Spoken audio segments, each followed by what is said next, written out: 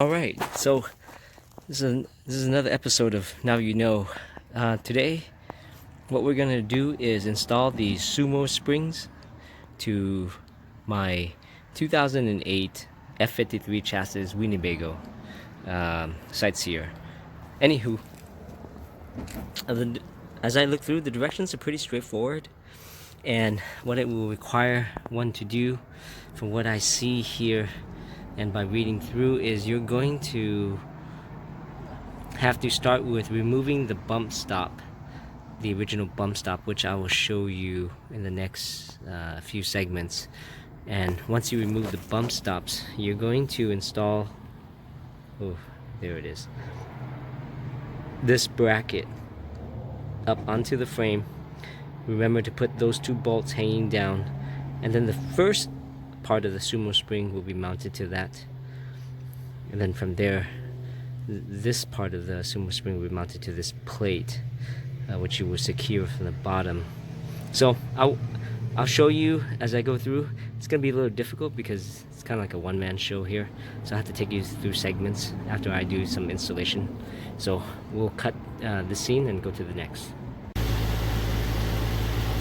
Okay folks, as you can see here, that's the bump stop, and it uses a 14mm screw on mine. I'm not sure what yours requires. So I'm going to try to remove that bump stop and then place the bracket in. Since I'm here, I might as well show you. This is what I did last time. I went ahead and did the cheap handling fix. As you can see, this is where the original bolt was, and I moved it back a notch on the sway bar.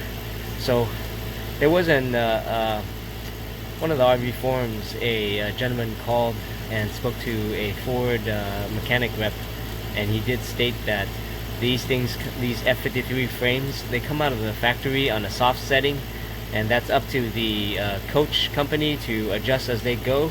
However, they have no discretion on that, but there's a soft setting and a stiff setting. So I went ahead and moved it to the stiff setting. As you can see on the opposite side, that's what it looks like on the inside. My bushings are polyurethane, so stronger. If you have rubber, you can still do this, but you have to pay attention and watch out for cracks. One of my videos I show you what it looks like. Okay, so now going back to this basically what we're going to do is again, I'm going to remove that bump stop so that you can see right there, and then we'll go from there. Okay folks, so at this stage I managed to get the sumo springs in. The hardest thing to do on my coach is basically I don't have leveling jacks, and so with leveling jacks you can raise the suspension height and therefore increase your room to place these. So since I didn't have it, it made it a little difficult. So what I did was, as you can see, the upper bracket, I went ahead and I installed that upper bracket in. I used the same bolt that was in the original bump stop to attach that, and it lines up pretty well. It has corners that basically line up to the edge of the frame. And as you're installing these, you want to make sure the bolts are placed in first. There's two of them, one on each side as I'm pointing. You want them to be placed in first, because once you get this unit in, you won't be able to get the bolts in. So what I did was, again, I put the upper bracket in.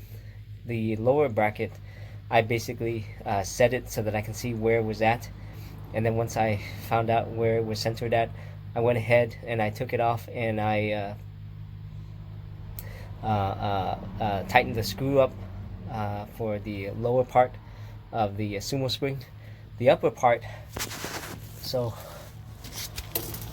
I originally couldn't get it in, and so what I did was I decided that I was going to take the entire unit off from the bottom. So what I did was I kept this the plate attached to the bottom lower spring, and the top sumo spring I placed it on top.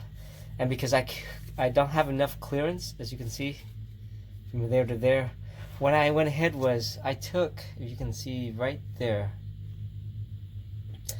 I took a bottleneck jack, I placed it between the springs, and I used a piece of wood to give me more surface area, and I started jacking it up slowly to the point where I had enough clearance where this whole thing slid right in with barely any space.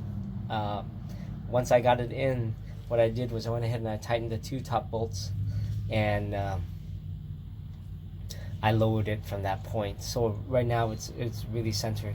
All I'm gonna do to finish this up is to put the flange, the brackets.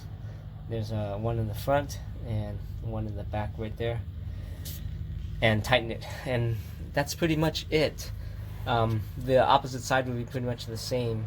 So for all those who are planning to install sumo springs and you guys don't have leveling jacks to make it easier, what you can do is you could do what I did, which is right there, use a bottleneck jack, place it on top of the spring, and use a piece of 2x4 to kind of increase the surface area. And just all you have to do is pre-assemble the sumo spring, the top and the bottom, with the lower bracket.